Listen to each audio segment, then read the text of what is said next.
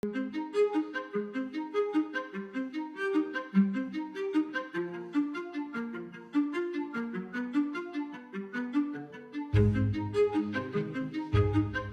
settling into a better equilibrium in a sense than what we were seeing last year when inflation was high, or even year before last when inflation was even higher.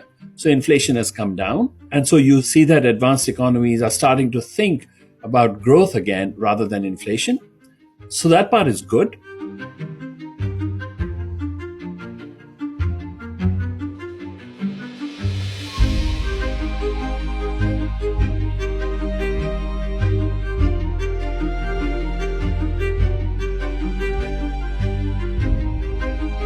The problem is that the growth that the world economy is settling into is much lower than what we saw in the 2000s. It's even lower than what we saw in the 2010s, which was lower than the beginning of this millennium. So in a sense, what's happening is that we've seen a step down in terms of growth from the first decade of this millennium to the second to the third.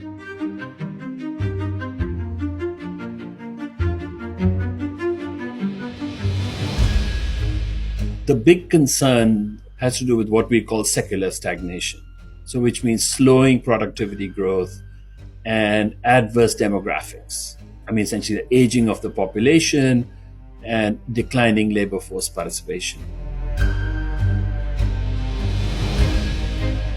That basically means that these countries have actually done reasonably well in growing into what we call middle income levels, which are somewhere between $1,500 and $15,000. But then instead of growing through these middle income levels, they tend to stall in them. If you look at their per capita incomes over the last decade or so, they have not grown at all. In fact, they might even have shrunk in some parts of the world. So we are worried that they are going into a period, because the world economy is not doing nearly as well as it should, because their trading partners are not doing well, they might end up actually having very slow growth. And these are countries that actually have fairly high population growth rates. So as a result of it, as their growth rates fall and the population growth rates remain high, their per capita income levels fall.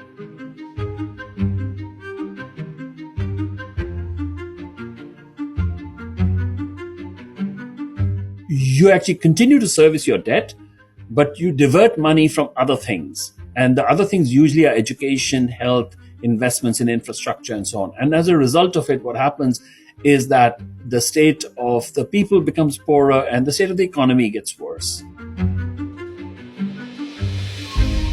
What gives me hope are countries like the United States, which have a very vibrant private sector.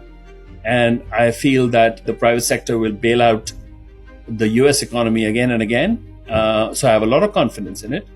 What gives me hope also are countries like India and Indonesia, that these countries are actually doing very well. They could do even better, but they're doing rather well. And then what gives me hope is that even among the poor countries, the really poor countries, there are always good examples that actually show the others that you can take really adverse circumstances. I mean, things like civil conflict and really bad geography and so on, and you can convert that into progress for girls, for boys, and for women, and for men, everybody. And I'm talking about countries like Rwanda.